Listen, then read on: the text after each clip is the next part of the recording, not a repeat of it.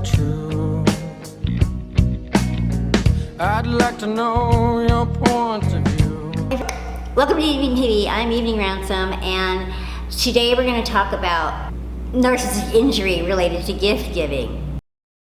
A lot of people have experiences where where narcissists in their life just ruin holidays and ruin birthdays. That hasn't been my personal experience. My experience with all the narcissists that were in my life, they love events. That's what they live for. They love events, they love parties, they love birthdays and, you know, chances to come and make appearances. They love that. And in fact, my family and my ex-husband and everything, they all have continued to get together without me for all these last years.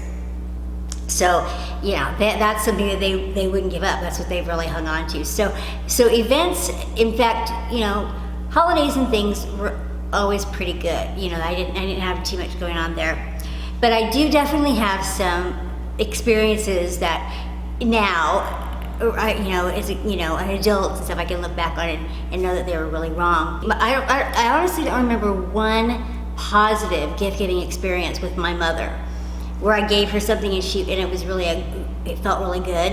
I felt like she was always disappointed. And this one time in particular, I remember my brother and I were little, so my dad was buying the presents for us. We picked something out and he paid for it.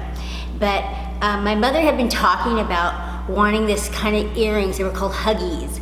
And she talked about wanting them all up to Christmas. So I thought that I was being very, very thoughtful to remember that and to say that's what I wanted to get her. So I picked those out. I got that for her. And my brother had picked out this locket, which he had engraved "I love you" on it. Okay, so Christmas morning comes, and she doesn't have much reaction to my earrings, but she goes overboard. She starts crying with my brother's locket.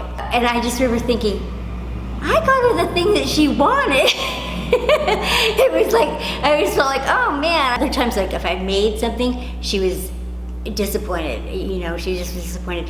And I remember so many Christmases where she would get mad at whatever my dad gave her. If my dad gave her something, and my dad, he did sometimes do some weird things, but if he already had a practical gift, like I remember one year he got her a set of Hinkle kitchen knives, like really expensive kitchen knives. She was so mad. She didn't really like to cook.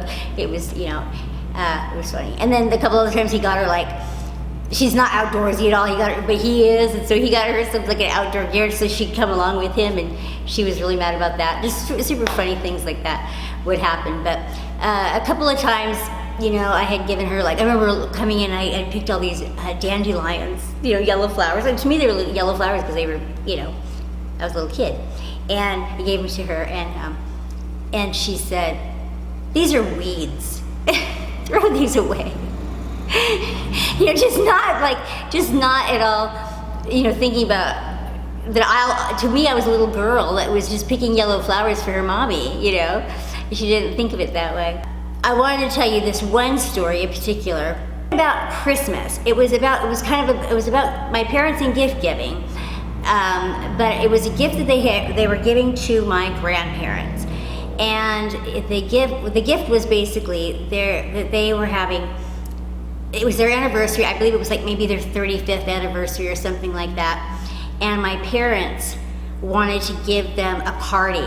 I think they were sharing it. So now this is something that my parents, they've had a few occasions to do this. My wedding and my brother's engagement party, these were the big events of their lives. They just love to invite all these people.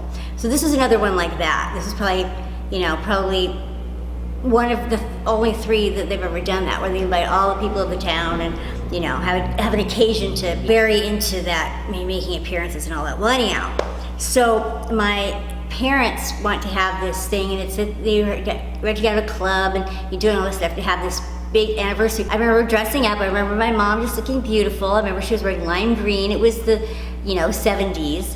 What happened was my dad has one brother who's 10 years younger. And he had gotten married to a woman from Colombia, over in Colombia. And so none of the family was at that wedding.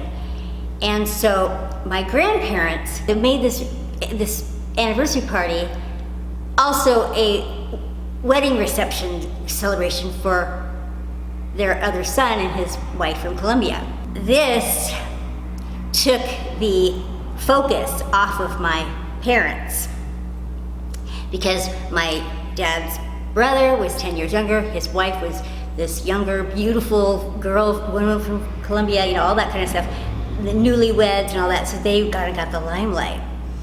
So my parents had put on this whole big party trying to look like something to all the people, and got kind of overshined. I had to figure this out later. I didn't get all this when I was a little kid. My dad is really angry when we leave, and I just hear him spouting off the whole way. Of course, this is the time when they smoke in the car and the whole thing, right? My brother and I are in the back seat, ashes flying on us and everything. Anyhow, we don't have any idea what's going on. We don't know why he's so angry. We have no idea why we sped out of the parking lot when people were still there. We have no idea what's going on. But anyway, so we leave. And as we're pulling into the house, my dad sees my brother's baseball glove in the grass. Apparently he told him, make sure you bring your baseball glove in or something like that. And we are little. We are little kids. I mean, he's maybe 7 or 8. My dad just beats him, just physically, totally abuses him. I'm freaking out. My mother's doing nothing. That has happened a few times in our childhood. And I would jump to his defense. I just couldn't help myself. And my brother would glare at me like he was either ashamed of me doing that, but it seemed to only make him angry. And he never did it for me. He never ever intervened or tried to help me or protect me, ever defended me around anybody. And I defended him every single time. I can count numerous times when I defended him with my parents, at school. I never understood that. So my dad had a narcissistic injury. He had a narcissistic injury because he had done this thing for my grandparents with a full ulterior motive. And when it got shared with his brother and his wife, he had a narcissistic injury. And then he came home and just exploded that onto a little boy, and overreacted in just rage and total physical abuse. And as a mother now, an adult, I think about how little we were, and I also think about what good kids we were. Like, what could we possibly have done to warrant that kind of reaction, that kind of abuse, that kind of anger?